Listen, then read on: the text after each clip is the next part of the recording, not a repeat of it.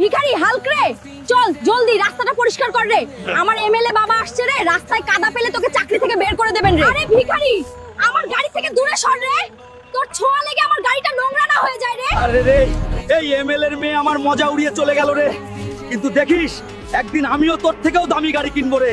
আরে ম্যানেজার সাহেব, এই গাড়িটার দাম কত রে? আরে গরিব, আগে স্নান করে আয় রে। এটা বুগাটি, বুঝলি? বুগাটি। তোর ক্ষমতা নেই এটা দেখার, কেনার কথা বলছিস কেন? আরে ম্যানেজার, উড়িয়ে নে, যত মজা ওড়াতে চাস।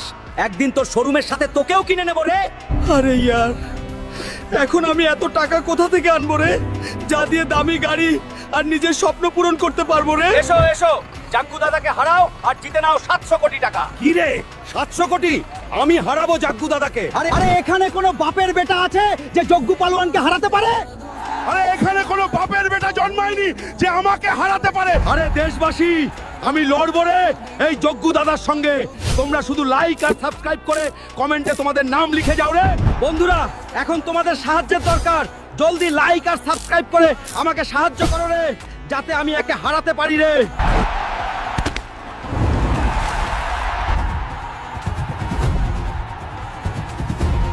আরে ম্যানেজার রে, এই নে 700 কোটি রে, আর বেরিয়ে যাই শোরুম থেকে রে। এখন এই শোরুমটা আমি কিনে নিয়েছি রে। আরে এমএলএর মেয়ে, তুই আমার মজা উড়িয়েছিলি রে। দেখ, আজ আমি এই বুগাটি গাড়ির মালিক রে।